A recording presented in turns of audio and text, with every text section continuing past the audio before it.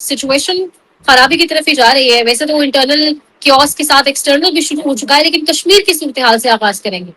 بڑی خراب صورتحال ہے سر, لیکن انفارمیشن بلاکیڈ ہے. مین اسٹریم میڈیا کچھ بتا رہا ہے کہ وہاں پر جتھوں نے فائرنگ کر دی. ایون ابھی چل رہا تھا کہ دھماکہ خیز مواد بھی جتھوں کی جانب سے استعمال کیا گیا. لیکن اگر آپ ٹویٹر اٹھا کر دیکھیں, ان کی آفیشیل اکاؤنٹس دیکھیں, یا کسی وہاں لوکل بندے سے فون پر پوچھنے کی کوشش کریں, تو سچویشن برعکس بتائی جاتی ہے. آپ کے پاس کیا خبر؟ دیکھیں, ایک تو میرا بھی رابطہ ہے, اور صرف کشمیر کے ایک طرف نہیں بلکہ دونوں طرف رابطہ ہے, اور بہت پرانا رابطہ ہے. پہلی بات تو یہ بتا دوں, جو بھی آپ سے بات کروں گا وہ انفارمیشن کی بنیاد پہ ہوگی, فرسٹ ہینڈ انفارمیشن جو ہے جس کو کہتے ہیں. تو اس لیے یہ جو مرضی کرتے رہیں, اصل پرابلم ہے کہ جب تک ان کی عقلیں جو ہیں وہ معاف ہو چکی ہیں, یہ سمجھتے ہیں کہ شاید بلیک آؤٹ کر کے اور ٹیلی ویژن چینلز کو احکامات جاری کر کے, میڈیا کو روک کر بلاک کر کے, یہ انٹرنیٹ بند کر کے حقائق چھپا لیں گے, یا اس کی انٹینسٹی کم ہو جائے گی, اس کی شدت کم ہو جائے گی. یہ نہیں ہونی. کشمیر کے حالات بہت بدتر ہیں, بلکہ بدترین ہیں. اور میں نے خود آج کی جو ویڈیوز دیکھی ہیں, اور میں نے بات بھی کی, پھر ویڈیوز دیکھی آج کی فریش, خواتین, بچے, بوڑھے, بزرگ, سب کے سب. اور سب سے جو الارمنگ سچویشن ہے, خواتین, میرا نہیں خیال کہ کوئی ایک آدھ خاتون ہر گھر کی کوئی شاید بیٹھی ہو, باقی سب خواتین اور بچے بچیاں جو ہیں وہ سڑکوں پہ ہیں, اور وہ احتجاج کر رہے ہیں, اور وہ انقلاب اور انقلاب کے نعرے لگا رہے ہیں. اس کی وجہ کیا ہے؟ اس کی وجہ یہ ہے کہ ٹی وی چینل پہ نہ دکھانے سے کوئی فرق تو نہیں پڑتا. آپ ٹی وی چینل کا بٹن آف کر دیں, اس کا مطلب یہ تو نہیں ہے کہ کرکٹ میچ رک گیا ہے, یا فٹ بال میچ رک گیا ہے, یا فٹ بال کے ٹورنامنٹ رک گئے ہیں, یا ڈرامہ رک گیا ہے. وہ تو ہو رہا ہوتا ہے. یہ تو آپ صرف اپنے آپ کو کبوتر کی طرح آنکھیں بند کر کے, ٹی وی بند کر کے بیٹھ جاتے ہیں کہ نہیں جناب کمرے میں سکون ہو گیا ہے. تو ایسا تو نہیں ہے. وجہ یہ ہے کہ راولا کوٹ اور اس کے بعد جو طاقت کا استعمال کیا گیا, راولا کوٹ میں اگر یہ حرکت نہ کرتے, کشمیر میں یہ گولی نہ چلاتے, اور وہاں پہ لاشیں نہ گراتے, اور یہاں تک کہ جب وہ ہاسپٹل گئے, ہاسپٹل میں بھی انہوں نے پیچھا کیا اور وہاں پہ بھی وہی حرکتیں کیں, اگر یہ نہ کرتے تو یہ نفرت نہ ہوتی.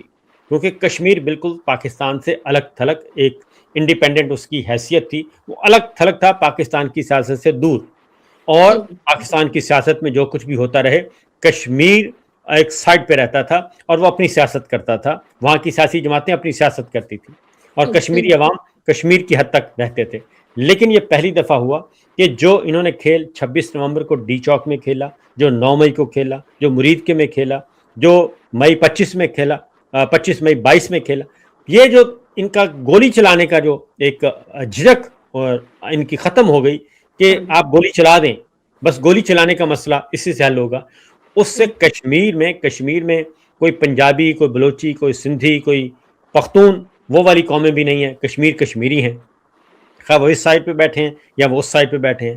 تو وہ ایک قوم کی طرح متحد ہو گئے ہیں. اور پھر یہ کہ شوکت نواز میر کو گرفتار کیا, وہ پوری فوٹیج دیکھی ہے تقریباً 5 منٹ کی, اور اس میں بھی وہ بالکل کانفیڈنٹ, اور وہ ان کو پکڑا گیا, اور ان کو پکڑنے کے لیے F C, ranger, Kashmir police, فوج, پتہ نہیں کیا کیا, ایک بہت بڑا آپریشن. اور ان کو آج تک ان کو کسی کورٹ آف لا میں پیش نہیں کیا گیا. احمد فرحات کو کسی کورٹ آف لا میں پیش نہیں کیا گیا. اور اس طریقے سے یہ کام کر رہے ہیں. یہ سمجھتے ہیں کہ شاید ہم میڈیا پہ سینسرشپ عائد کر کے تو حقائق چھپا لیں گے, وہ تو نہیں چھپنے والے. کشمیر اس وقت ان کے کنٹرول میں نہیں ہے, کشمیری عوام جو ہیں. اور آئی جی کو میں سن رہا تھا, آئی جی صاحب فرما رہے تھے, کیپٹن ریٹائرڈ لیاقت, کہ جناب میں کیا کروں اگر دکانیں نہیں کھلتی, دکانیں کھولیں تو ہم قلت ختم کر دیں گے. اس کا مطلب ہے کہ وہاں پہ لوگ نہیں سن رہے. اس کی وجہ یہ ہے کہ بچے, بوڑھے, خواتین, سب نے وہ لاشیں اٹھائی ہیں. ایک آپ نے لاشیں گرائیں, اس کے بعد پھر آپ نے لاشیں نہیں دیں واپس, اور پھر آپ ہاسپٹل سے لے کر وہ جو خون دینے آئے تھے ان کو بھی اٹھا کر لے گئے. تو یہ کب تک چلتا ہے؟ یہ نہیں چلنے والا. اور اسی لیے ہم یہ کہتے ہیں کہ یہ جو موجودہ رجیم ہے, اس رجیم کا یہ جو پاور ڈاکٹرائن کا ایک ہے, ایک فرسودہ نظریہ, یہ نظریہ پاکستان میں اور اس وقت دور جدید میں یہ کام نہیں کرنے لگا.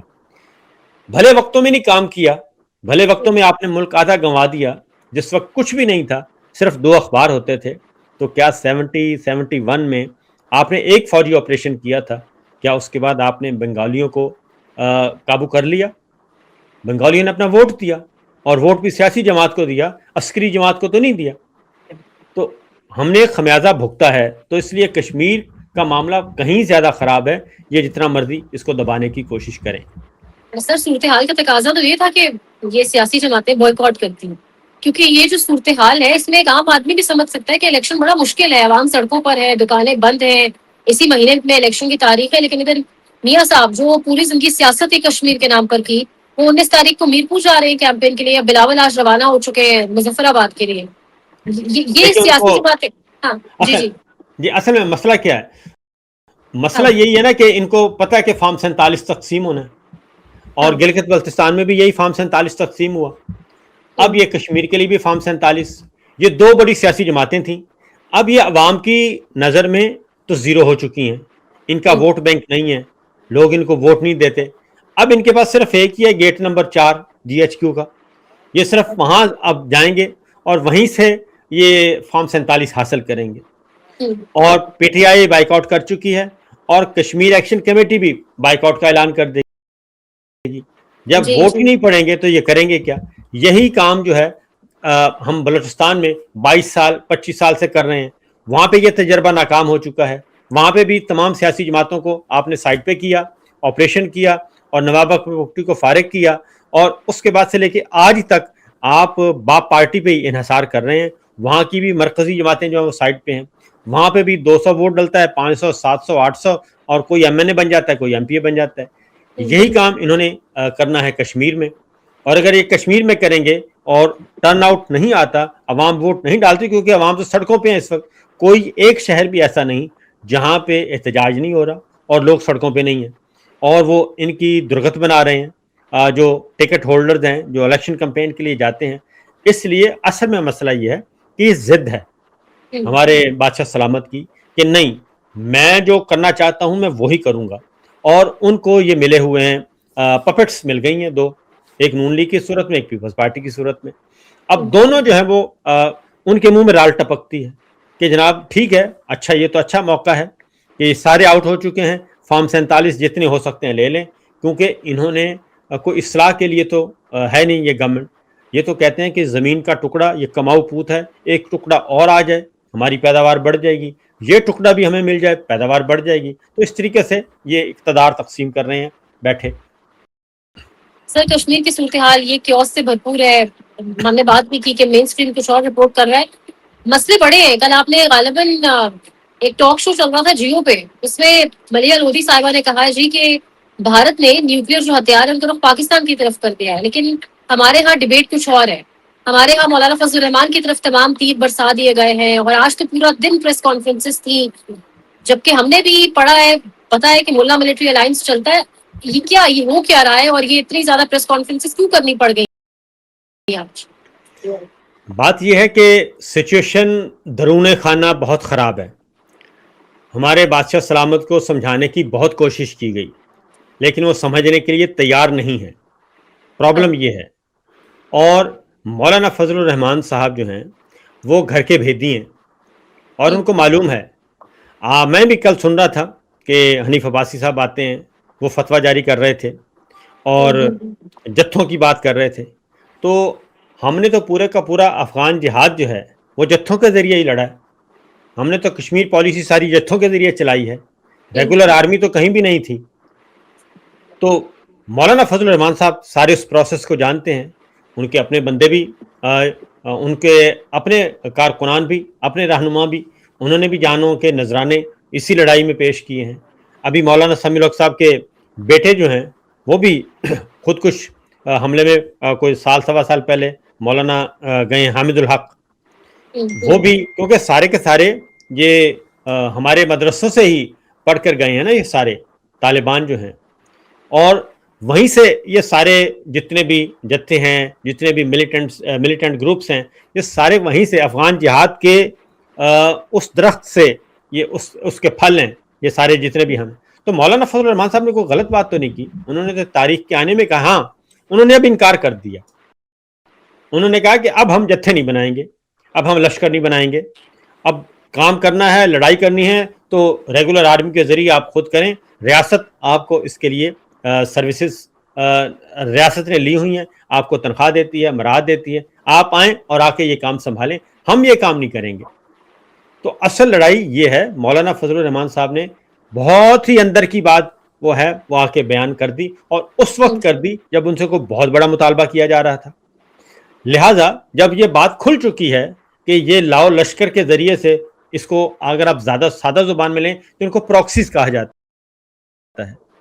بھائی اگر ایران اپنی پراکسیز کو اون کرتا ہے, اس نے حزب اللہ کو اون کیا ہوا ہے, اس نے حوثیوں کو اون کیا ہوا ہے, اور وہ لڑائی لڑ رہا ہے, اور وہ کہتا ہے کہ میں ان کو اون کروں گا, میں ان کو سپورٹ کروں گا, تو اسی طریقے سے انڈیا کی پراکسیز ہے وہ اون کرتے ہیں.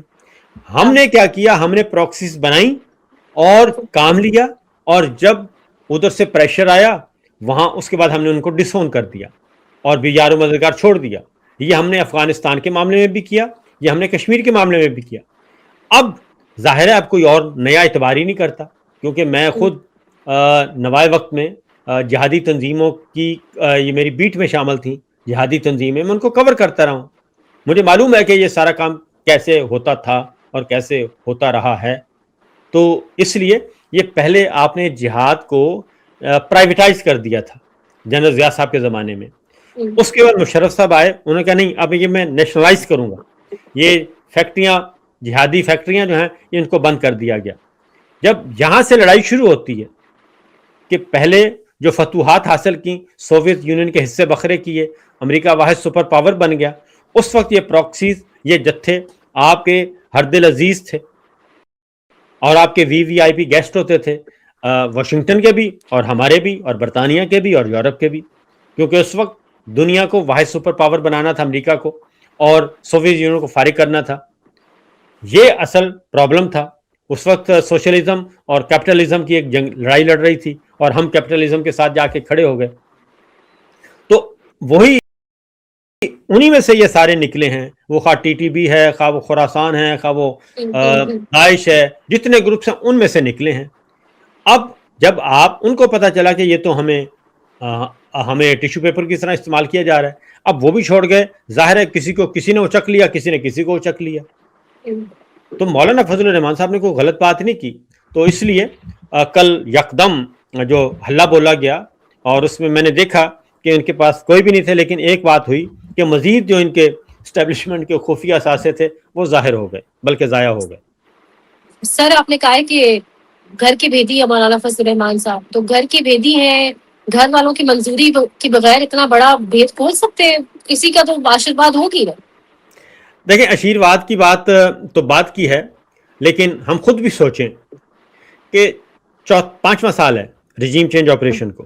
یہی مولانا صاحب تھے نا, مولانا صاحب, سردار اختر مینگل صاحب اور کاف لیگ, یہ تینوں شامل تھے اس سارے معاملے میں, رجیم چینج آپریشن میں. ان کے ووٹوں کے بغیر کچھ نہیں ہو سکتا تھا.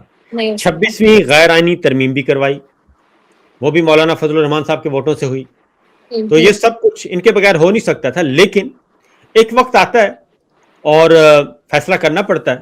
تو میرا خیال ہے کہ اگر مولانا صاحب نے راہ راست لے لی ہے اور ایک بات بتا دی ہے تو اس کو لینا چاہیے, کیونکہ انسان کو تجربات سے انسان سیکھتا ہے, اور اگر ان کے تجربے کے بعد اور ان کی خبریں آنے کے بعد ان کو کچھ معلوم ہو گیا ہے تو میرا خیال ہے اس کی طرف سوچنا چاہیے. اس کی ریزن ہے کہ بلوچستان, دیکھیں نا, مولانا فضل الرحمان صاحب بلوچستان میں ان کا اچھا خاصا ہولڈ تھا, ووٹ بینک تھا, ان کی جماعت تگڑی جماعت تھی, وہ بھی اتنے ہی متاثر ہیں. ہو سکتا ہے تھوڑی دیر کے لیے ان کو فائدہ ملا ہو, لیکن اب وہ بھی دیکھ رہے ہیں کہ بلوچستان سے بھی صفایا ہو گیا اور کے پی سے بھی صفایا ہو گیا. ان کو بھی واپس آنا ہے, اور واپس بھی آنا ہے, اور اچھی بات ہے کہ اگر وہ ایک نیشنل اپروچ کے ساتھ آنا چاہ رہے ہیں تو اس میں کوئی مذائقہ نہیں ہے. تو مولانا فضل الرحمان صاحب جو بات کر رہے ہیں, کشمیر کی صورتحال بھی ہمارے سامنے ہے. اور اگلی بات یہ ہے کہ آپ نے کہا آشیرواد ہے, اگر کسی کی آشیرواد ہے بھی تو بہت اچھے سوچنے والے لوگ موجود ہیں, وہ سمجھا رہے ہیں ہمارے بادشاہ سلامت کو, بادشاہ سلامت یہ کام نہیں چلے گا اس طرح. لیکن بادشاہ سلامت جو ہیں وہ گھر میں آگ لگی ہوئی ہے، جس کا آپ نے کہا ملیہ لودھی صاحب والا بات کی، تو گھر میں جی آگ بالکل لگی ہوئی ہے، گھر کا کونا کونا جل رہا ہے، اور آپ گھر کو چھوڑ کے آپ 7 سمندر پار جو ہے وہ آگ بجھانے پہنچ جاتے ہیں کہ میں آگ بجھانا چاہتا ہوں، میں بہت اچھا آگ بجھانے والا ہوں. تو ایسا نہیں ہوتا.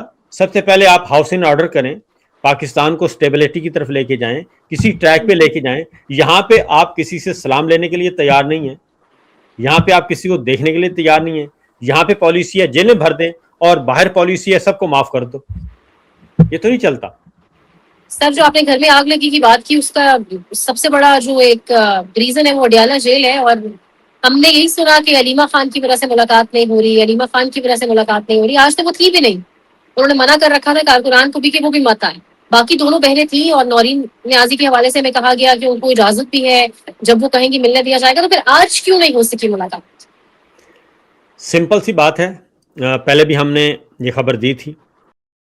عمران خان صاحب سے جو آخری انہوں نے ٹرائی ماری ہے، جو صاحب گئے تھے جیل میں، ان سے ملاقات ہوئی، اور وہ عمران خان صاحب سے مطمئن ہو کے باہر نکلے تھے. اچھا. عمران خان صاحب نے گفتگو میں آرگومنٹ کے ساتھ ثابت کر دیا تھا کہ وہ غلط نہیں ہیں، وہ فلیکسیبل ہیں، وہ پاکستان کا سوچتے ہیں، وہ ضد کر کے نہیں بیٹھے.